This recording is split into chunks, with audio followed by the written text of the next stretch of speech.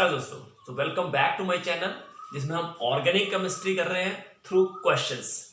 तो आज का जो हमारा क्वेश्चन है वो है silver nitrate test of bromo compounds. तो silver nitrate test is for chlorides, bromides and iodides. तो हमने ब्रोमो कंपाउंड्स लिए हैं दो, और उसमें हमें बताना है कि फर्स्ट कंपाउंड का रेट ऑफ रिएक्शन है R1 और दूसरे कंपाउंड का R2। तो what is the relation between R1 and R2? कौन सा रिएक्शन फास्ट होगा, मतलब सिल्वर ब्रोमाइड कौन जल्दी देगा, यही हुआ ना। क्योंकि AgNO3 टेस्ट में क्या होता है, सिल्वर ब्रोमाइड बनता है जो डल येलो कलर का होता है, ठीक है ना। ओके, तो स्टार्ट करते हैं। सबसे पहले हमें Ag+ के लिए ब्रोमाइड चाहिए। ब्रोमाइड चाहिए तो इसका मतलब जब ये ब्रोमाइड देगा ये कंपाउंड, तो जो बचेगा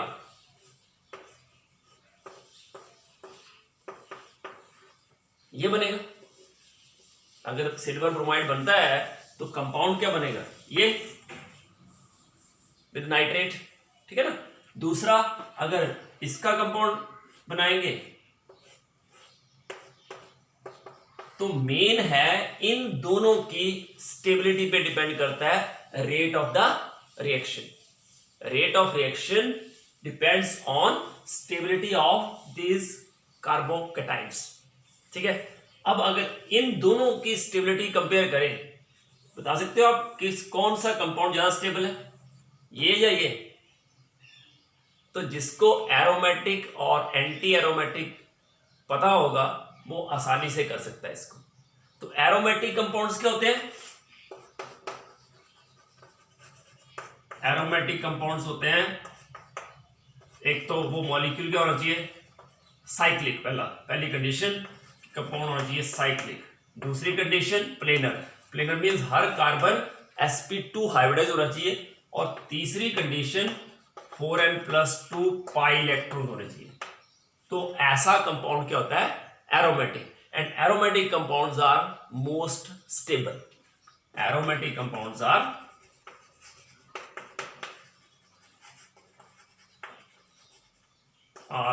मोस्ट स्टेबल, ठीक है। और ये जो कंडीशन है इसको हम बोलते हैं हक्केल्स रूल। हक्केल्स रूल बताता है कि कौन से कंपाउंड एरोमेटिक होते हैं। एक तो पहला साइक्लिक होना चाहिए, देखो दोनों साइक्लिक है, दोनों प्लेनर है। देखो हर डबल बॉन्ड वाला कार्बन क्या होता है, sp2 हाइब्रिडाइज। कार्बोकैटायन वाला भी क्या होता है, sp2 हाइब्रिडाइज। मतलब ये सारे sp2 हाइब्रिडाइज है, ये भी sp2 हाइब्रिडाइज है। मतलब ये कंडीशन दोनों सेटिस्फाई हो रही है।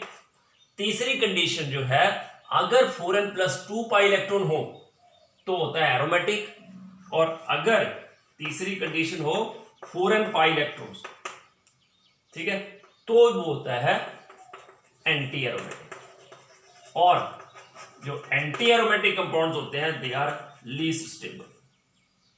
एंटी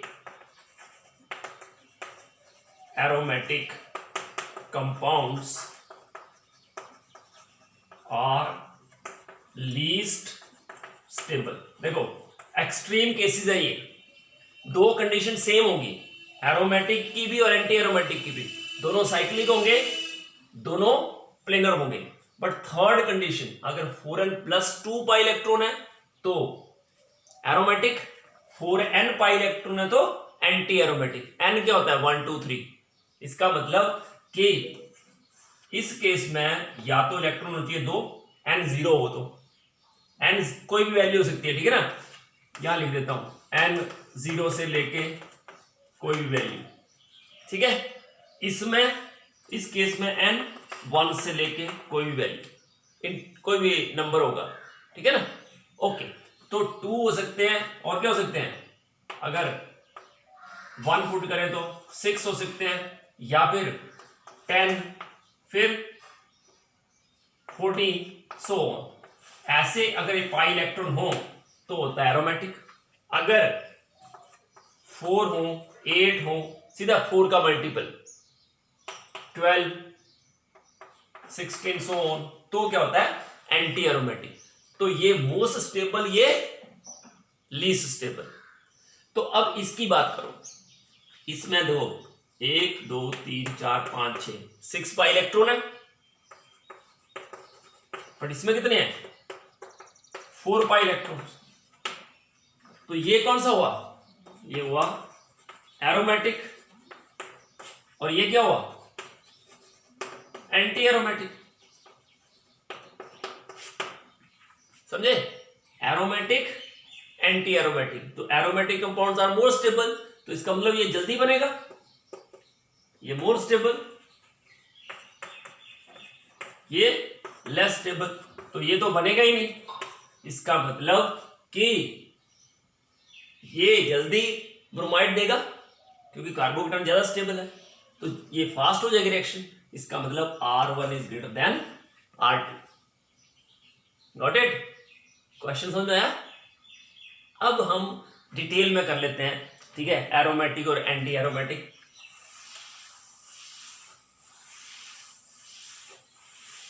कि कंडीशंस मैंने बता दी आपको। अब मुझे बताओ कि कोई कंपाउंड ले लेते हैं, कोई कंपाउंड मीन्स सबसे सिंपल तो यही है एग्जांपल, बेंजीन रिंग, साइक्लिक भी है, सब इलेक्ट्रॉन sp सब कार्बन sp2 हाइब्रिडाइज भी हैं, और पाई इलेक्ट्रॉन कितने हैं 6। इसका मतलब ये एरोमेटिक है, ठीक है। अब मैं लेता हूं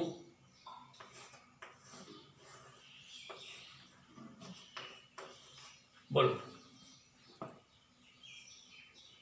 सारे साइक्लिक, साइक्लिक तो है ही, sp2 हाइब्रिडाइज भी है सारे, ठीक है, और ये पाई बॉन्ड, ठीक है, तो इसका मतलब 2 पाई इलेक्ट्रॉन हुए, मतलब ये भी एरोमेटिक हुआ।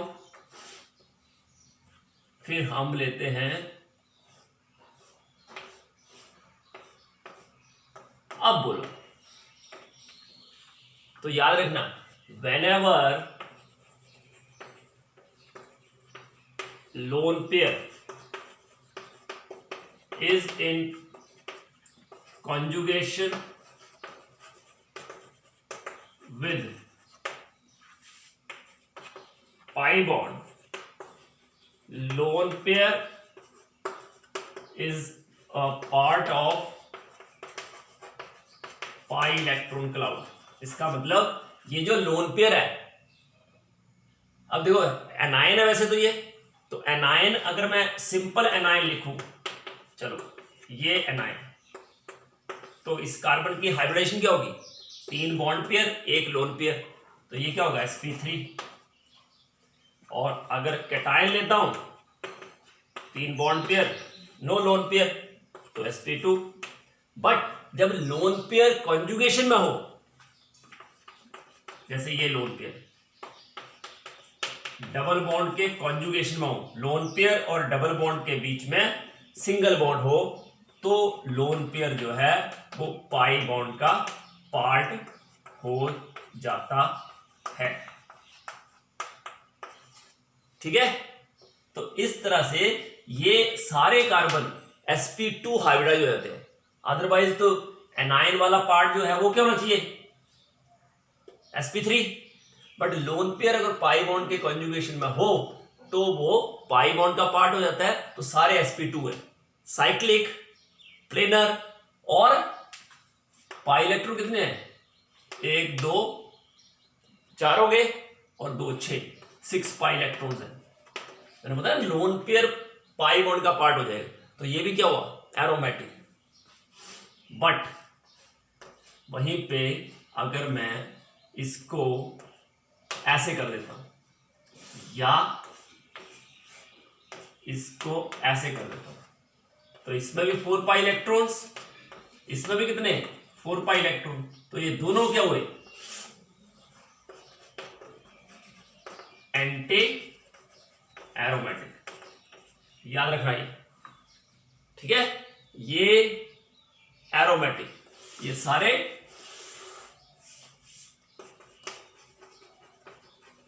एरोमेटिक, ठीक है, ओके। अब ये इसके बाद और एग्जांपल अगर हम देखें, जैसे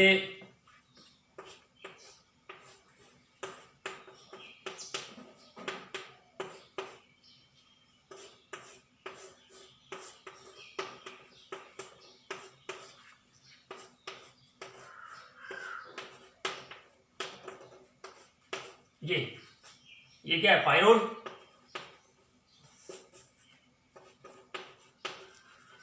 ये फ्यूरान और ये थायोफ्लिन। अब बोलो इन तीनों में क्या रिलेशन है? ये सारे भी क्या है, देखो लोन पेयर पाई बॉन्ड के कॉन्जुगेशन में। देखो यहां दो लोन पेयर है, बट याद रखना एक ही लोन पेयर को हम कॉन्जुगेशन में मानेंगे, ठीक है, क्योंकि एक ही इसके प्लेन में होगा। क्लियर? तो ये भी sp2 हाइब्रिडाइज, ये भी sp2 और ये भी sp2। अगर बोलेंगे इस ऑक्सीजन को तो it has 2 bond pairs 1 lone pair. क्यों? क्योंकि 1 लोन पेयर जो है that is in conjugation with double bond, तो वो किसका पार्ट हो जाएगा, पाई इलेक्ट्रॉन क्लाउड का। सेम यहां पे, ठीक है ना। तो सब में जो है ये सारे जो हैं साइक्लिक है, सारे प्लेनर है और सब में 6 पाई इलेक्ट्रॉन्स है, ठीक है।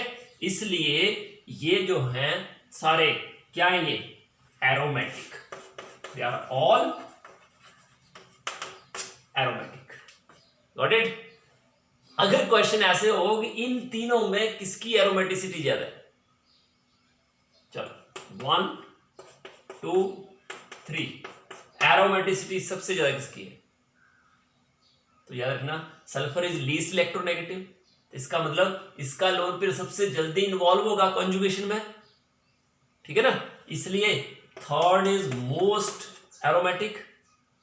नाइट्रोजन ऑक्सीजन में nitrogen is less electronegative than oxygen, तो इसका लोन पेयर उसके बाद आएगा।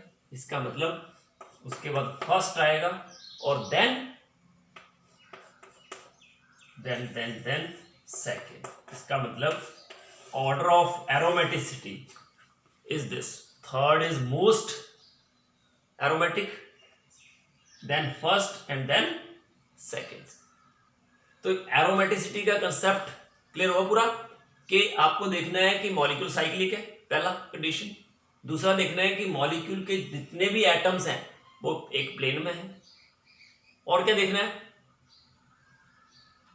कि नंबर ऑफ पाई इलेक्ट्रॉन जो है काउंटिंग वो 4n+2 है कि नहीं। अगर 4n+2 पाई इलेक्ट्रॉन है तो एरोमेटिक, अगर 4n पाई इलेक्ट्रॉन्स है तो एंटी एरोमेटिक।